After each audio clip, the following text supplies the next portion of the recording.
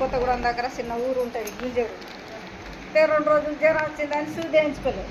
సూది వేయించుకోకుంటే మా చిన్న కొడుకు వచ్చిండు ఇక్కడ నుంచి ఇంటికి. ఇక దాకానా పోతే టెస్టింగ్ చేయిస్తే కావులు ఉన్నాయన్నమాట. కావులు అయినాయంటే కావుల మందు తిన్నా. కావుల మందు తింటే ఇంకా వాసన ఎక్కువ.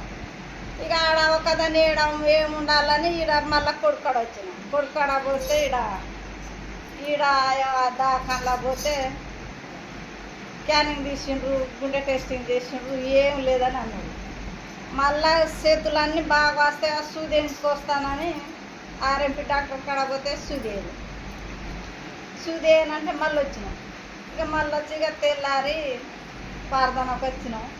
ఆడ చెట్టు కాడ పోయి కూర్చుంటే నా పానం ఎటో పోతుంది. ఇక ఆడ పడదేసుకొని పన్నాక అయ్యగారు ఇంకో అయ్యగారు ప్రార్థన చేసిండు. కాసేపు కూర్చున్నా. ఇక మళ్ళీ అసలు కూర్చోకుంటే ఇక ఇటు తిరిగినా మళ్ళీ అయ్యాక కానీ ప్రార్థన చేయించుకున్నాం. తగ్గింది, అప్పటికి ఇప్పటికి చాలా తగ్గింది.